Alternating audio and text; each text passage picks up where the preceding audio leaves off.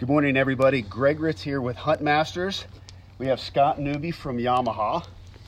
Today is opening day of the 3-day Illinois muzzleloading season. Now, Scott has come out for this 3-day season. He's lucky enough to draw a permit. And Scott, now, he's killed a lot of deer with a bow, a lot of deer with a rifle, but this is your first hunt with a muzzleloader, right? Yes, indeed. Yeah. He has timed it absolutely perfectly right now. Sun is shining, warm temperatures today, south wind, but tonight these winds are going to pivot through the east to the north. And we have a cold front coming in. We have a couple days, maybe a little bit of snow, definitely colder temperatures. Georgia boy here is going to get down to 15 degrees. He's going to be happy to be hunting out of a shadow hunter, that's for sure. But we thought while we're sighting in right now that we kind of walk through the basics of muzzleloading, because a lot of guys, they're interested in what high-tech muzzleloaders can achieve. I mean, we're talking, it's got a gun that can reach out and shoot a whitetail 300 yards, okay? It's an inline muzzleloader. You can see that the breech is in line with the barrel here, topped with a loopholed scope. There's a reticle inside the scope that actually compensates for your bullet drop.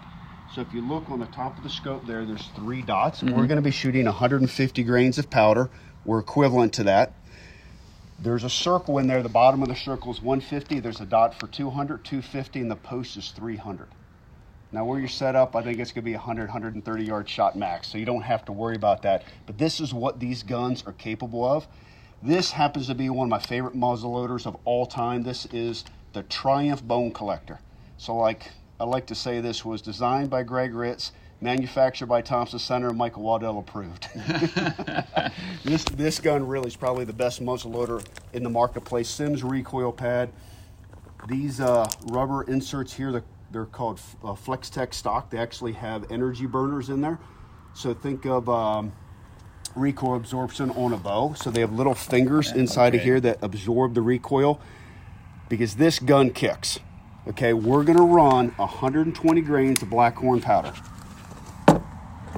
So this is what you would call a maximum load right now. It's a loose propellant, but if you look at this powder here, it's actually a modern propellant. They look like little straws, okay? So now this replicates the pressure curve of traditional black powder.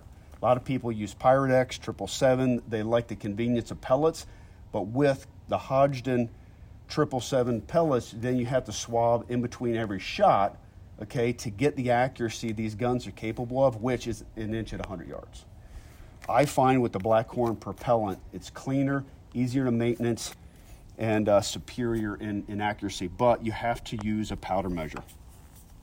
So here we set the powder measure at 120 grains, which is equivalent to 150 grains of black powder. Now, we've run the dry patch through, we've fired the primer off, we know the bore is clean and dry. So now what we want to do is fill the powder measure. And this is a volumetric powder measure, it's not weight. It's okay, you want to overflow the powder measure, kind of tap it, let the powder settle, skim the top off like that. Really simple. Obviously, we're shooting a muzzleloader, so we're going to pour the powder in the muzzle. I like to tap it a little bit, let the muzzle or the powder kind of go down in the breech system. Now the projectile we're shooting, Hornady SST saboed bullets. So this is a 50 caliber muzzleloader, but the bullet itself is 45 calibers.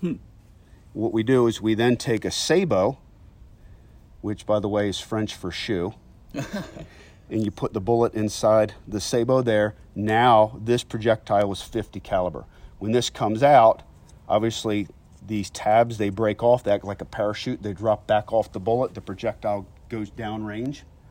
And with 250 grains, you have a ton of energy. So you're gonna break bone, go through. I mean, I've killed moose. I've killed a lot of big game around the world with these exact bullets. Oh, wow. So maybe a little bit overkill for these whitetails, but if we have to shoot 300 yards, we want the flat trajectory. So we got the powder in the barrel. Now, right here, about an inch down, is actually where the muzzle is, where the crown of the muzzle is. And the reason is, it's patented by TC. It's called QLA. You can just drop the bullet in. Nice. Push it in with your thumb. The bullet now will engage the rifling. So instead of the rifling coming to the end of a barrel and trying to fight with the ramrod to get it started, the bullet's completely supported. The accuracy of any projectile, whether it's muzzleloading, centerfire, or even archery, is all driven off the back of the projectile. So it's really critical to understand that this QLA feature helps to enhance accuracy. Put your ramrod on it, push it down. When you load this powder, you want to compress it just a little bit. We're not throwing the ramrod down, but just kind of pack it. The consistency on how you load and how you clean with a muzzleloader is going to determine how accurate you are. If you push it down, you compact a little, you compact less, it's going to then change the pressure curve. Okay. So learning the feel, that's why time at the range, time at the bench is critical. So from here to open the Triumph, you push the trigger guard forward, tips the barrel up. Makes it very convenient to put the primer in. We're running Winchester 777 primers.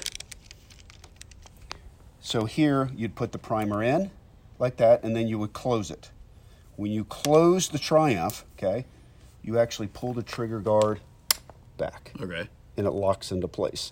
It has an automatic safety, so when you cock the hammer, you're actually then taking the gun and putting it into the fire position. If the deer gets away and you need to let the hammer down, hold the spur of the hammer, squeeze the trigger, goes back down. Very simple. It's a very crisp, very good trigger. And that is really it to run these muzzleloaders. They're super simple. If we wanted to take the breech plug out, we can actually turn it by hand. You can see how that'll actually move by hand. Yeah. And remove the breech plug. So if we wanted to push a powder or a bullet out for some reason, we don't want to shoot the gun off, we could do that. Or we can clean all the way through the barrel without using a tool. Oh, wow. Yeah, pretty simple. Okay, we're locked in, we're loaded, we're good to go. Time for your first shot with a muzzleloader. Now remember to hold on here. Yeah, exactly. It's gonna kick. I mean, we're running a lot of powder here, but it's all about high performance. All right. Close it, lock it into place. Okay. There you go. All right. Eyes and ears. Yep. Right target.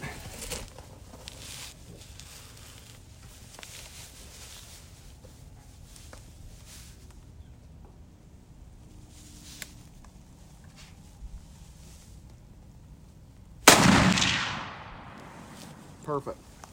You're about an inch to the right, dead center, up and down. So I wouldn't touch. I mean, we have a little bit of glare here. You could be wiggling a little bit. I don't think we're going to have to worry about being an inch off. Exactly. No, that's ideal. So what we'll do is, since this gun's sighted in, we just load it up for the season, or for this afternoon, and we'll be good to go. You'll just have to put the primer in, and then we'll load some quick loaders for you in the event that you need a second shot. Sounds great. Yeah, thing shot smooth, shot great. So feeling confident for today. That's what I like to hear. This is the ideal time for anybody who wants to fill their whitetail tag late season. The deer are coming through a second rut period right now. We've been seeing this on the Reconyx cameras, but they're also going to food. So having your food plots you put in, having, you know, the grain, the corn, and the beans is going to make a difference. But obviously, guys, you have to get to the field, right? So this is a Wolverine X2. If you guys have not had a chance to experience this vehicle, find a dealer who can give you a test drive.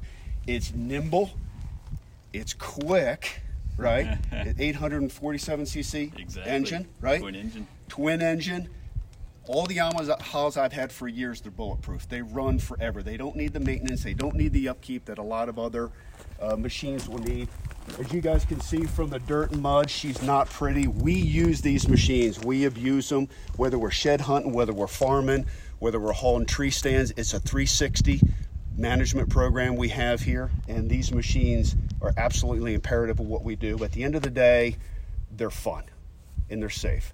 So, guys, good luck this season. 3-day muzzleloader season here in Illinois, and Scott's going to put his tag on a buck tonight. Sounds good to me. Thank you.